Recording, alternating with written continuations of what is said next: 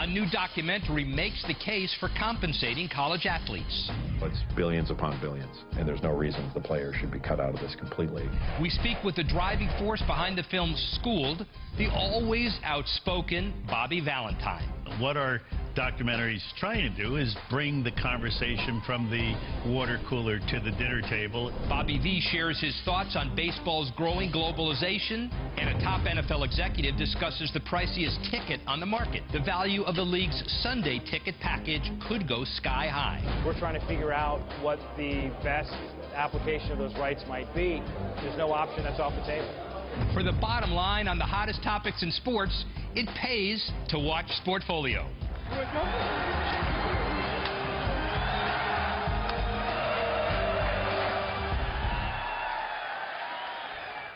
Hello, I'm Rick Haro, and welcome to Sportfolio, Bloomberg's weekly inside look at the business of sports. The documentary Schooled doesn't become available until October 16, but it's already creating buzz. In the film, NFL running back Arian Foster speaks candidly about accepting money from coaches to cover living expenses while he played at the University of Tennessee. He's just one of many who share the view that the economic system of college sports is punitively unfair to athletes. The NCAA is making money off of the backs of students who are being told in a contract that they're going to play their sport and get an education. But the contract is false. When they leave school, they may have a degree, but they are not getting an education. It's not right. It wasn't right when I played and when it was just hundreds of millions being made. And now it's billions upon billions. And there's no reason the players should be cut out of this completely. I really believe 30 or 40 years from now, we're going to look back on this the way we look back on prohibition and think, what were we thinking? There was no way that was going to work. I am a firm believer that an employee should get paid for his work. And 100% I see student athletes as employees. Hiding from it is just cowardly. The executive producer of Schooled knows a thing or two about speaking his mind on controversial topics. Bobby Valentine joins us on Sportfolio to discuss the films and the issues it raises. Bobby, thanks for joining us. How did you become involved in this project? Well, Rick, this is their third film of a film company that I started a few years ago with young Andrew Muscato, who is a executive producer of a film, The Bobby Valentine's Zen of Bobby V. As a matter of fact, we have our second film coming out today on iTunes, and that's Branca's Pitch, which is a wonderful documentary about Ralph Branca in the 1940s and 50s baseball in America. We got it going, and Arian Foster gave you a little bit of unwitting publicity about the film, but this is not really an expose per se. Describe kind of the main points of the movie. No, I think it's a real balanced look at what the NC2A has been and is now. It was fostered in the 50s, and it developed into a governing body that probably is a little out of control. And what our documentary's trying to do is bring the conversation from the water cooler to the dinner table and see if things can't smooth its way out a little. Well, so it goes from the water cooler. We're not at the dinner table yet, and we're certainly not at the boardroom yet. But last week, NCAA President Mark Emmert gave a speech at Marquette University Law School, and here's what he said. Virtually no university president thinks it's a good idea to convert student athletes into paid employees, literally into professionals. Now, that's one position. Do you think there's any common ground on where the two sides could meet? Yeah, I don't think, Rick, that it's about paying necessarily all of the Division I athletes. I mean, that's a crazy idea, but there are many rights that the players and the athletes need to get. It's a 50-year-old system that needs to jump into the 21st century. Yeah, but now you're on the other side, in essence. You're the athletic director at Sacred Heart University. So tell us a little bit about that. And it may not be biting the hand that feeds you, but how do you reconcile these issues? Well, when I was offered the job to be the executive director at Sacred Heart University, I told the president about the film. I told him other things that I'm doing. He said, rightly so, that the university is the place for these type of discussions, that it needs to be discussed, and both sides sides need to get out in the open and figure out what is right and what is wrong. But the basic rights of players or athletes or students, however we're going to define them in the future, needs to be discussed. So 31 sports, just hypothetically, if you had a budget line that said athlete compensation, you wouldn't want to call it that because not payment. So you got to find revenue to match that. That's a very practical issue for you. Yeah, if it was just about revenue, I think it's more about rights. Yeah. You know, I think when a player comes and his time is demanded, his work ethic is challenged, I think that we have to make sure that he gets an education. That's the #1 goal of the university, that when a student comes to that university, that they leave not with a diploma, but with an education.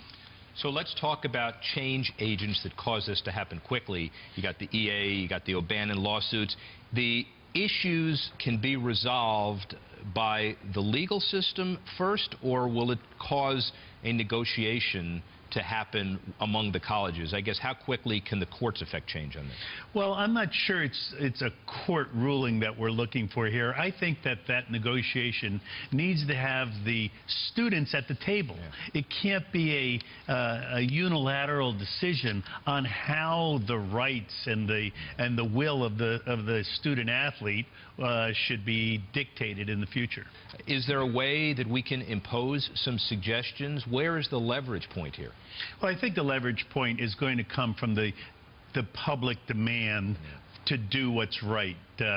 Taylor Branch, you know, is not a sportsman. He's a very knowledgeable activist in the past, an author, an intellectual who took it upon himself to do a 2-year study to figure out that the system is broken, and let's see if we can fix it. Speaking of intellectual, Bobby Valentine, the filmmaker, what's in the pipeline? Well, I don't know what's in the pipeline. We're still trying to work on some other things with youth sports and things that are of relevance in the world. But we'd like to do sports docs. We like to stay in that genre and figure out what Andrew Moscato and our other executive producers feel like we should do. The film is Schooled. It comes out October 16 on Epix HD. Bobby Valentine will stay with us to talk about another subject central to his career, baseball at home and around the globe. Coming up, we discuss the international pastime with our distinguished guest. Stay with us on Sportfolio.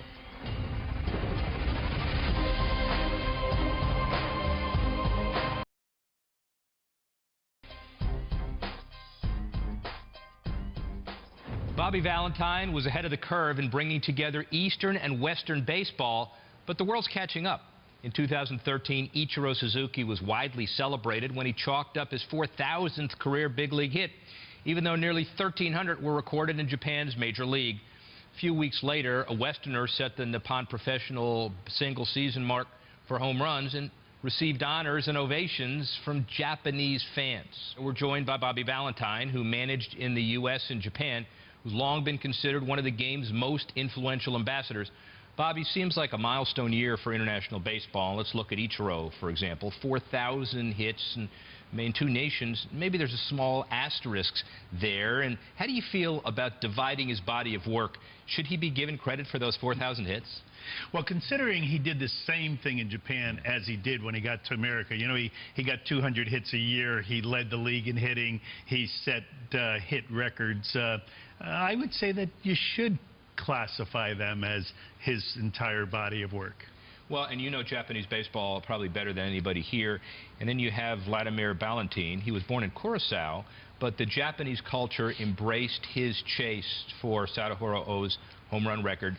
Does that change the culture? Is that signaling kind of more of a globalization of baseball as well? Well, you know, they've said in the past that the gaijin, the foreigner, was never allowed to break that sacred record, that when Randy Bass got close and Cabrera got close, that they started walking him every time up. And this year they pitched to him, and the only smear on the entire thing was the commissioner retiring after the season because he said he juiced up the ball this year because he wanted more excitement in the game of baseball, and that juice ball might have had something to do with Sadahadao's 50-year-old record of 55 home runs in 1 year being broken. What is it about baseball that attracts all this off-field drama?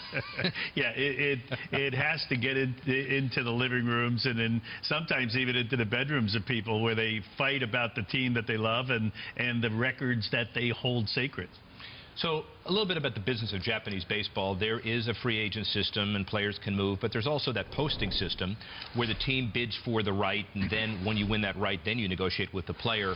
Tell us a little bit about that posting system. Is there a way to improve it? Can you tweak it? It is what it is. What's the deal? It sounds crazy. Yeah. What it is the idea that if a team develops a player and they have a very strict, 8 years in the major leagues before you become a free agent, if a team develops that player and the player wants to leave before he's a free agent, that the team gets compensated.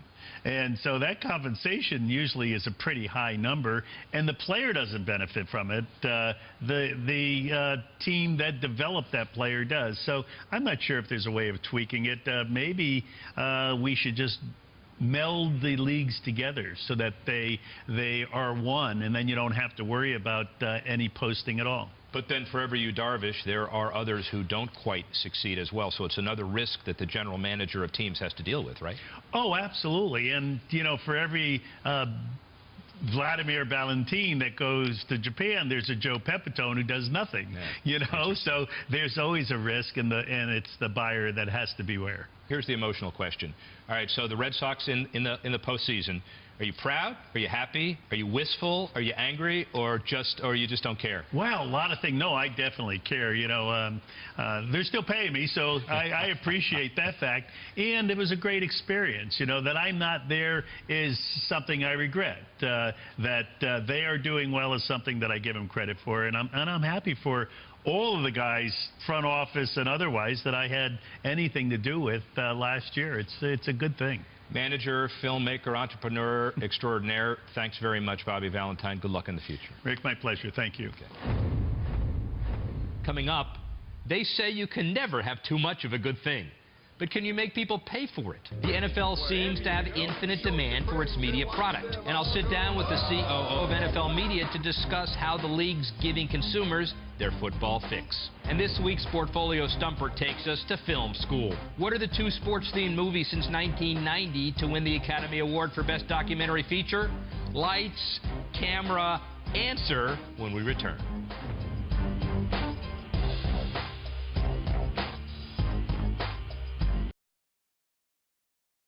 Here's the answer to this week's Stumper. Since 1990, the two sports-themed films to win Academy Awards for Best Documentary Feature, the football movie Undefeated in 2012, and the boxing film When We Were Kings back in 1996. We're only 1 month into the NFL season, but it's clear already. The league's dominance on television continues. CBS drew its highest NFL ratings in 15 years for the September 15th game matching Eli versus Peyton Manning. Chiefs versus Eagles on September 19 set a new Thursday night ratings record for the NFL Network. Those gaudy numbers give the league plenty of leverage in upcoming rights negotiations for its Sunday ticket package and adds value to all of its media platforms. At the recent Bloomberg Sports Summit, I sat down with Brian Rolap to talk about the league's abundance of options for monetizing its product. Sunday ticket. I don't know anybody alive that doesn't have Sunday ticket today. There are leverage discussions going on. Commissioner met with Google recently. What's the future of that whole relationship? Well, we've had a great partner in DirecTV. DirecTV has been the original Sunday ticket distributor since the early 90s and have done a wonderful job with the product. That deal comes up in a few seasons, and I think we're trying to figure out what the best application of those rights might be. Digital is obviously important. We know the world is going more digital. I think you just see it in the consumption pattern of our fans and our non-fans. But we'll continue to look at different alternatives that actually bring the product to our fans, and there's no option that's off the table. Another one, football on the phone, mobile app. How do you guarantee the revenue, the reach on that, and then preserve the value of traditional broadcast? Well, it's early. I think Mobile is like anything else where the consumption always comes before the economic models of the revenue. What we focus on is just building reach and building a product because we know our fans there. We think somewhere up to 70% of our fans have a second device open while they're watching a game. And so the fact that they're doing that means we need to be there. And then adding mobility to that, I mean untethered from the couch, untethered from the home is a very powerful aspect of consumer behavior. And so we're aggressively attacking that. Again, we think it's incremental. We don't think it's cannibalistic. And if you spend too much time thinking about that, you won't do anything. So we think it's all incremental consumption. That's what our data tells us. Only 70% have a second device? What are those other 30% doing? I don't know what they're doing. I don't know what they're doing. Maybe their Wi-Fi's out. I don't know. One effect of this TV everywhere is that some would argue the blackout rules are now maybe a little more archaic.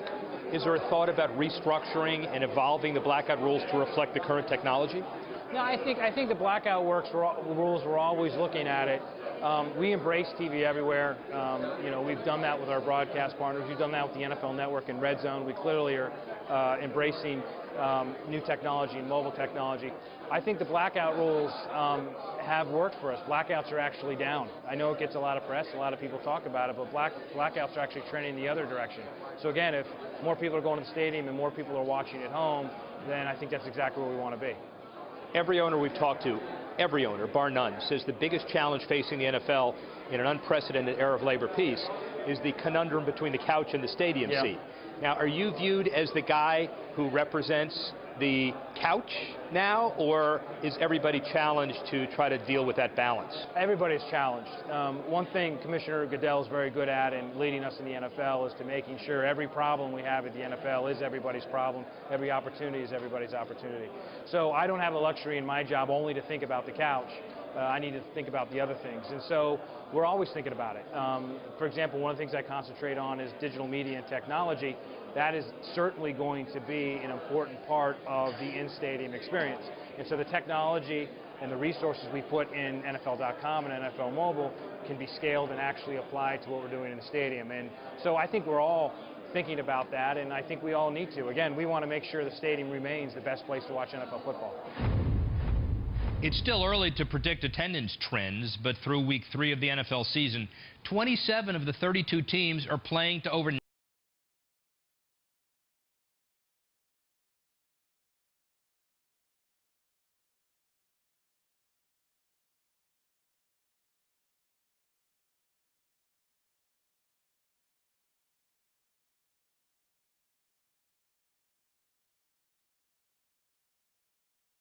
90% of their home stadium's capacity.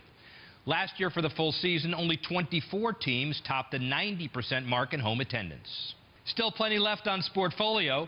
Coming up, a look at San Francisco's big investment in the America's Cup. We were able to use this event to really jumpstart a lot of projects along the waterfront. Stay with us as Sportfolio sails on. Get Sportfolio wherever you go on the Bloomberg TV Plus app for iPad. Next week on Sportfolio, we chat with Tim Lewicki, who just took the reins at Maple Leaf Sports and Entertainment after 17 years at AEG. What are his plans for Canada's most powerful consortium of sports companies? Find out Thursday at 9:30 on Sportfolio. This has been the summer of racing in San Francisco, with yachting teams from around the world competing for the America's Cup. It may not be a mainstream stick and ball sport that captures a huge share of popular attention, but the city by the bay has plenty invested in its success. Emily Chang of Bloomberg West explains. The beauty about this America's Cup is that one of our sidelines is the land. There's a phone call from Larry Ellison, a surprise call, saying he's bringing the cup back to the United States, but more importantly to this natural amphitheater, the San Francisco Bay. But holding a sporting event of this size doesn't come cheap. Putting on the America's Cup is a massive task by any measure. The last America's Cup cost northwards of $200 million, and this one won't be too far short of that. Despite the Cup's lofty price tag, San Francisco officials made a push to get the race. They were after the cash the Cup was expected to bring. A 2010 report estimated San Francisco would reap a $1.4 billion windfall, add 9,000 jobs to the local economy, and get the funds to fix up the long-neglected bayfront. We were able to use this event to really jumpstart a lot of projects along the waterfront. But when the number of teams competing fell to 4 from the predicted 15, those optimistic financial predictions were adjusted downward. And suddenly, San Francisco residents were worried they'd be stuck with the tab. Are taxpayers going to be paying for this? No, I don't think so. There are definitely fewer teams. That's only part of where the tax revenues were going to come from. And I think by the same token, if there are fewer spectators, that's fewer costs for the city as well. Fewer buses on the street, fewer cops. Adding to the bill, the race organizers backed out of an original promise to spend more than $100 million to build boathouses and repair piers. The city itself is now paying for the waterfront upgrade. The city is paying for about $22 million when all is said and done, and that's being offset by fundraising. Helping to cover some of the costs are major sponsors, but the sponsors too are feeling the pinch. You look at some of these sponsors now, Charles Schwab, Kaiser Permanente, Louis Vuitton, who's now spent less money because the Challenger Series really didn't come together as everybody wanted. The money has shrunk. Still, city officials and race organizers think hosting the Cup will ultimately be good for the city by the bay. At the very least, there will be a lot of fantastic media, TV coverage, and people all around the world will see these boats, and they'll see San Francisco in the background and the Golden Gate Bridge. It's great advertising. It's hard to put a number on that. That'll do it for this edition of Sportfolio. Our thanks to Bobby Valentine and Brian Roloff for joining us. And thank you for watching. For more Sportfolio video and more Bloomberg sports business coverage, visit our website, Bloomberg.com. I'm Rick Horrow. See you next time.